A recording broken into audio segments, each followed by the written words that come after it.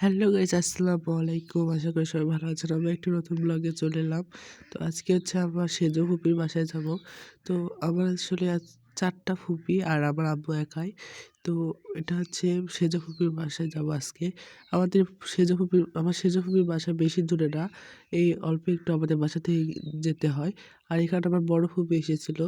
বড় ফুপির সঙ্গে যাব সেজো ফুপির বাসায়। আর এখানে এই যে আমরা দাঁড়িয়ে আছি।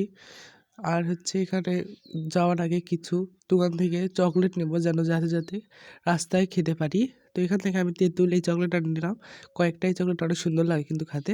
যারা খেয়েছেন তারা বুঝবেন। তো এখানে কয়েকটা এখানে পার্লস চকলেটটাও নিলাম। ওই পার্লস চকলেটটাও অনেক মজা লাগে। ভিতরে আসলে অনেক ঝাল একটু ঝাল হয়। তো এই চকলেটটাও একটু নেব। তো এই কয়েকটা চকলেট নিব।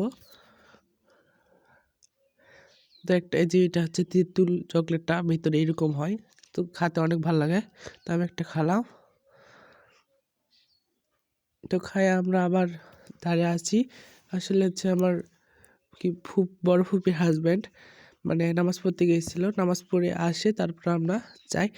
আমরা আমাদের বাসা থেকে যেহেতু বেশি দূরে না, তো আমরা যাচ্ছিলাম যাতে আজকে আবহাওয়াটা ভালো ছিল। তো আমরা এগুলো নেই। এখানে ছিল মিষ্টি, চানাচুর, বিস্কিট, আপেল, যা লাগে আর কি অতিথি বাসায় গেলে। তো তারপরে যে দাদি, সামনে বড় ফুপির হাজব্যান্ড, এটা আম্মু। তো আমরা প্রায় চলে আসি। তো এসে আমরা হচ্ছে ফুপির বাসায় প্রবেশ করি। তো এই তো বড় ফুপি আগে ঢোকে, তারপর আমরা একে একে সবাই যাই। তো এখানে আসে ফুপি বলে ডাক দেয়, কিন্তু ফুপি রান্না করেছিল। আর এটা হচ্ছে বড় ফুপির ছেলে। এখানে ছিল মুস্কান, আমি আর আম্মু। তারপর জুতাটা আমি খুলে নিয়ে রুমে যাব। তো এই ছিল আজকের ব্লগ। আশা করি সবার কাছে ভালো লেগেছে। সবাই একটা লাইক, কমেন্ট, সাবস্ক্রাইব করে দিবেন।